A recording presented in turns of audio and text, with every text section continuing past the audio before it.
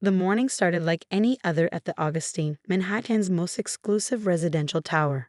I was reviewing maintenance reports in my modest first-floor office when Tracy, my stepsister, and her husband Richard stormed in without knocking. "This is unacceptable." Richard waved a letter in my face. "Absolutely unacceptable." I glanced at the paper, their penthouse upgrade request denial. "Good morning to you too, Richard." "Don't get smart with me," he sneered. "You're just the building manager. Do you know who I am?" Of course I knew. Richard Sterling, Wall Street's newest wonder boy, who married my stepsister 2 years ago. The same Richard who never missed a chance to remind me of his supposed superiority over my mere management position. "You're a resident who submitted an upgrade request that doesn't meet building regulations," I replied calmly. "The board's decision is final." "The board?" He laughed. "I make more in a day than you make in a year. I'll go straight to the owner." I suppressed a smile. If only he knew. By all means, I gestured to the door. "Though I should remind you that Meridian Holdings' policy is to handle all resident matters through proper management channels." Tracy, who had been unusually quiet, finally spoke. "Come on, Sarah. We know you have influence with the management company. Just approve the upgrade for family." Family. The word hung heavy in the air. We've been stepsisters for 20 years, ever since my father married her mother. Back then, we were close. Before Richard. Before she started seeing dollar signs instead of people. "The regulations exist for a reason," I explained. "Converting 2 floors into a private pool would affect structural integrity and disturb other residents." "Other residents?" Richard scoffed. "You mean the peasants who can barely afford their rent?" "Unlike some people, I can actually pay for luxury." I checked my watch. 9:15 a.m. Right on schedule. "Speaking of paying," I opened my laptop. "Your rent was due yesterday." "We're good for it," he waved dismissively. "Markets have been volatile. The transfer will happen next week." "That's the 3rd late payment this quarter." I pulled up their account. "According to your lease agreement." "Are you threatening me?" He leaned over my desk. "Do you know what I could do to your pathetic career with one phone call?" My phone buzzed. Right on time. A message from my real estate director. All set. Green light. Perfect. "Actually, Richard," I stood slowly. "Let's discuss that phone call. And my career, and ownership." "What are you talking about?" Tracy asked, something in my tone making her nervous. "Follow me." I headed for the private elevator, the one Richard had been demanding access to for months. "That's the executive elevator," he protested as I used my key. "You can't." "I can't what?" I smiled as the doors opened. "Use my own elevator?" They followed me in, confusion evident as I pressed the button for the penthouse floor. The real penthouse, not the luxury suites they considered penthouses. "This is about to get interesting," I murmured as we ascended. The doors opened directly into my private office, all 5,000 square feet of it. Floor-to-ceiling windows offered a panoramic view of Manhattan, while screens along one wall displayed real-time data from all 36 properties in my portfolio. "What? What is this?" Tracy whispered. "This," I said, sitting behind my desk, "is the owner's office." "My office." Richard laughed, but it was hollow. "Very funny. The building is owned by Meridian Holdings." "Correct." I pressed a button, and the screens filled with corporate documents. Meridian Holdings, founded by Sarah Chin. That's me, 15 years ago. Current portfolio, 36 luxury properties across Manhattan, including the Augustine. The color drained from Richard's face. "This is a joke." "The joke," I said, pulling up their account details, "is thinking that being a resident who makes more in a day than I make in a year somehow makes you important. Especially when you can't even pay your rent on time." Tracy sank into a chair. "All this time you've been." "The owner?" "Yes." "Worth approximately $4.2 billion? Also yes." I smiled. "Though I prefer just the building manager. Keeps me connected to what matters." Richard's shock was turning to anger. "Why the charade? Why let me? Mock me? Belittle me? Treat me like dirt?" I leaned forward. "Because character shows itself clearest when people think they have power over others. You've shown yours for 2 years." "Sarah," Tracy started. "We didn't mean." "Yes, you did." I cut her off. "Remember Dad's funeral last year, when Richard said I was embarrassing the family by playing manager instead of getting a real job?" She flinched. Dad knew what I'd built, I continued. He helped me start Meridian Holdings with my trust fund, taught me that real success comes from understanding every aspect of your business, from the ground up. So what now? Richard demanded.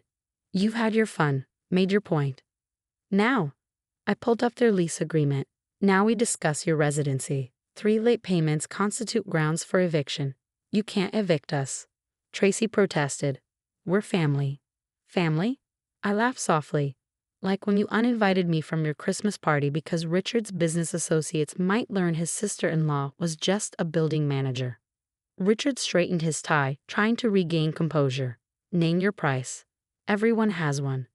You still don't get it. I stood walking to the windows. This isn't about money. It's about respect, for the building, for the residents, for the work that maintains it all. My phone buzzed again. Another message. Eviction notices prepared. Waiting for your signal. You have 2 options. I turned back to them. Option 1, eviction. Effective immediately, with your security deposit forfeited due to lease violations. And option 2, Tracy asked quietly. You stay, in a smaller unit, standard lease, standard rates, no special treatment. I sat down. And Richard works as my assistant building manager for 1 year. What? He exploded. You expect me to work as a manager? Yes, same salary I supposedly survive on. Same duties, same responsibilities. I smiled. Think of it as an education in humility. Tracy grabbed his arm before he could explode again. We'll take option 2. Tracy, he protested. We can't afford to move, Richard, she hissed. The market losses, our savings. I watched them realize just how precarious their supposed wealth was. 2 years of living beyond their means, thinking status mattered more than substance. Report to HR tomorrow morning. I told Richard. 8 a.m. sharp. We'll get you fitted for a uniform. A uniform? He choked. Can't have building managers looking unprofessional, I said, quoting his own words back to him. Tracy, stay a moment. After Richard stormed out, my stepsister turned to me with tears in her eyes. Why didn't you tell me? Would it have mattered? I asked quietly. When was the last time you saw me as a sister instead of a social embarrassment? I'm sorry, she whispered. For everything. Prove it. I handed her a card. My real number. When you're ready to be family again. Real family, not just status symbols. Call me.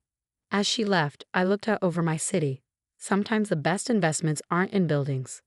They're in lessons, in showing people who they really are, and giving them a chance to build something better. Time to see if Richard could learn that lesson. 1 manager shift at a time. The sun set over Manhattan, casting long shadows across my properties. Buildings I'd bought, maintained, and understood from every angle, just like I now understood my stepsister and her husband. The next morning, Richard arrived at HR exactly 17 minutes late, still wearing his Armani suit instead of the required uniform. Mr. Sterling, I greeted him, deliberately using his civilian name rather than any executive title. You're late and out of dress code. This is ridiculous, he muttered.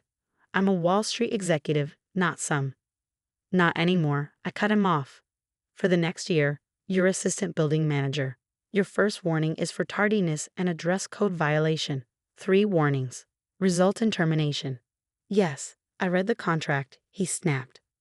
Good. I handed him a uniform. Change, then meet me in the maintenance room. Time to learn what really keeps this building running. Tracy was waiting in my office when I returned. She looked different, smaller somehow, without her usual designer armor. The market losses, she said without preamble. Richard lied about them, didn't he?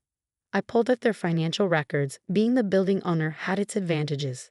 He lost everything 3 months ago on a bad derivatives trade. Your joint accounts are empty. The late rent payments weren't about market volatility. She closed her eyes. Why didn't he tell me? Same reason he mocks building managers. Pride. Appearance. The belief that looking successful matters more than being competent. My phone buzzed. Richard had finally made it to the maintenance room. The security feed showed him staring at the tools like they were alien artifacts. Watch, I told Tracy, turning on the audio. Your first task, Eduardo, my head of maintenance, was saying, is fixing the Johnson's garbage disposal in 14B. I don't fix garbage disposals, Richard protested. I make multi-million-dollar trades. Made. Eduardo corrected. Now you fix disposals, unless you prefer eviction. Tracy watched her husband's face cycle through rage, humiliation, and finally, resignation. You're not just teaching him about building management, are you? I'm teaching him what Dad taught me, that real value isn't in what you own or earn. It's in what you can build, maintain, and repair. Dad would have loved this, she smiled slightly. Remember how he used to say, money talks, but service speaks louder. Before he married your mom, he was a maintenance man too, I reminded her. Built his first real estate company from the ground up. And now you're making Richard do the same. She watched him awkwardly handle the tools. Will it work? Depends on him. On whether he learns that every job has value, that looking down on people says more about him than them. My phone buzzed again. A message from Eduardo. Avouai. Sterling just learned garbage disposals can spray upward. Might need a fresh uniform. Tracy actually laughed. Oh God, that's actually funny. Welcome to the real world, I smiled, where status doesn't protect you from garbage disposal physics. We watched Richard, now soaked and smelling of food scraps, finally fix the disposal under Eduardo's patient guidance. His face showed something new, a flicker of satisfaction at actually accomplishing something tangible. He can stay in the penthouse, I said quietly, if he completes the year, learns the lessons. And if he doesn't? Then you have choices to make, I turned to her. About what you value, who you want to be. She nodded, understanding. I should have chosen differently 2 years ago, when he first started mocking you. Yes, you should have. I kept my voice neutral. But now you have another chance to remember what family really means. As she left, I watched Richard tackle his next task, unclogging a toilet. Sometimes the best lessons come with the worst smells. Time to see if the Wonder Boy could wonder about something besides himself, like how to actually add value to the world. One clogged toilet at a time. The sun climbed higher over Manhattan, casting light on both penthouses and service corridors, illuminating every level of what makes a building work. What makes life work? What makes family work? Sometimes the greatest status isn't in what you appear to be. It's in what you're willing to become when everything else is stripped away. 1 month into Richard's rehabilitation program, as Eduardo called it, the changes were becoming noticeable. His designer watch had been replaced by a sturdy Timex, his manicured nails showed honest wear, and most surprisingly, he had stopped complaining about the work. I watched through the security feed as he helped Mrs. Rodriguez from 12B with her broken AC unit, explaining the repair process in the same detailed way he once described market trends. He's different, Tracy said, joining me in my office. She'd taken to visiting more often, slowly rebuilding our sisterly bond. Last night, he spent an hour explaining HVAC systems to me. He actually seemed excited about it. Eduardo's report says he's catching on faster than expected, I said, pulling up his performance review. Apparently, his analytical skills from trading are useful in diagnosing mechanical problems. And the residents, she paused, watching Richard chat with Mrs. Rodriguez. They actually like him now. Amazing what happens when you treat people like people instead of assets. My phone buzzed, a message from Eduardo. Sterling found a major issue in the East Wing plumbing. Saved us from potential flood damage. Kid's got an eye for systems. You know, Tracy said thoughtfully, he hasn't checked the stock market in 2 weeks. Used to do it every 5 minutes. I smiled, remembering Dad's words. Real wealth isn't in what you trade. It's in what you build and maintain. Ms. Chen, my assistant's voice came through the intercom. Mr. Sterling is requesting a meeting. Says it's urgent. Send him up. Richard entered, still in his maintenance uniform, holding a thick folder. Gone was the arrogant swagger, replaced by something more genuine. Sarah, we have a situation with the building's electrical system, he began, spreading diagrams across my desk. I've been tracking power usage patterns, and there's an inefficiency in the grid distribution that could cost us. Us, I interrupted. He paused, then smiled slightly. Force of habit from trading, looking for patterns, protecting assets, just different assets now. Tell me about the electrical system. For the next 20 minutes, Richard detailed his findings with the same intensity he once reserved for market analysis. His solutions were practical, cost-effective, and showed real understanding of the building's needs. "You actually care about this," I observed when he finished. He looked surprised at himself. "I do. It's real, not just numbers on a screen. When I fix something, it matters. People's homes work better. Their lives work better. Unlike derivatives trading, that was just moving money around, creating the appearance of value." He gestured to his uniform.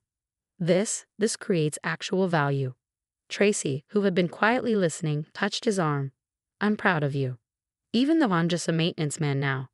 Because you're finally real," she said, like Sarah always was. I studied them both. The designer clothes and artificial airs were gone, replaced by something authentic. "The electrical system upgrades," I said. "Would you like to oversee them?" Richard's eyes lit up. "Really? Consider it a test. Show me you can manage a major project, not just individual repairs. I won't let you down." He gathered his diagrams. "I'll have a detailed proposal by tomorrow." After he left, Tracy turned to me. "You planned this all along, didn't you?" Teaching him real value. "Dad did the same for me," I said. "Made me work maintenance for a year before letting me touch the business side. Said you can't manage what you don't understand." "He'd be proud of you," she said, hugging me, "of how you're carrying on his legacy." "The legacy isn't in the buildings," I reminded her. "It's in the lessons." My phone buzzed. Another message from Eduardo. "Sterling's got the whole maintenance team excited about his electrical project. Never seen them this motivated." Sometimes the best transformations aren't in systems. They're in people, in how they see the world, and their place in it. Richard was learning that lesson. One repair at a time. Trading market values for real values. Building something that wouldn't crash with the next downturn. Time to see if this renovation could last. If a Wall Street wonder boy could become something better. Something real. The sun set over Manhattan, casting shadows that made penthouses and service corridors look equally important. Because they were. Just like every job that kept them running. Every person who called them home. Sometimes the greatest trade isn't in stocks. It's in perspectives, in understanding what really matters, what really lasts. 6 months into Richard's transformation, I stood in the penthouse boardroom, watching him present his building-wide efficiency program to Meridian Holdings' executive board. Gone was the slick Wall Street persona, replaced by someone who spoke with genuine passion about infrastructure and community impact. "The ROI isn't just financial," he explained, pointing to his charts. "By upgrading these systems, we improve resident comfort, reduce environmental impact, and create long-term sustainability." Tracy squeezed my hand as we watched. "Remember when he used to say ROI was only about money? Now he's calculating returns in smiles and thank you notes," I said, remembering Mrs. Rodriguez's homemade cookies after Richard fixed her chronic heating issues. After the presentation, the board approved his proposal unanimously. As the room cleared, Richard stayed behind, still studying his diagrams. "You knocked it out of the park," I told him. "It's funny," he said, not looking up. "A year ago, I would have seen this building as just an asset. Numbers on a spreadsheet. Now I see." "Homes," Tracy finished. "Lives. More than that." He finally looked up. "I see a system. Like the market, but real. Where every part matters. Where true value isn't in what you can extract, but in what you can maintain and improve." My phone buzzed. Eduardo's daily report. Sterling's team completed the East Wing upgrades ahead of schedule. Under budget. Residents are throwing them a thank you party. "A party for maintenance staff?" Richard laughed softly. "Old me would have found that beneath my dignity." "And do you?" Tracy asked. "Knew me as bringing my famous chili. Eduardo's team earned it. I watched my brother-in-law, really seeing him as family for the first time. The assistant manager position doesn't have to be temporary." "What do you mean?" "The building needs someone who understands both the financial and practical sides. Someone who can speak to both boardrooms and boiler rooms." "Are you offering me a permanent position?" "I'm offering you a career," I corrected. "A real one. Building something that matters." He was quiet for a moment. "You know what's strange? 6 months ago, this would have felt like a step down. Now it feels like coming home," Tracy suggested. "Exactly." My phone buzzed again. Photos from the maintenance team celebration downstairs. Richard in his uniform, arm around Eduardo. both laughing at some shared joke. Sometimes the best promotions aren't upward, they're inward, into understanding what really matters. "I'll take it," Richard said, "on one condition." "What's that?" "I keep doing hands-on work, not just management. I need to stay connected to what makes this place real." I smiled, hearing Dad's words in his voice. "Welcome to the family business," I said, "for real this time." Later, watching the city lights come on from my office, I thought about transformations, about how sometimes losing everything can lead to finding something better. Richard had traded market wealth for real worth. Tracy had rediscovered what family meant. And I had gained a brother. One repair at a time. The building hummed with life around us, every system working in harmony, just like us. Finally, sometimes the greatest assets aren't listed on any balance sheet. They're measured in changed lives, in repaired relationships, in foundations rebuilt stronger than before. Time to write the next chapter. Together. From the ground up, where every level matters, and every repair makes us whole.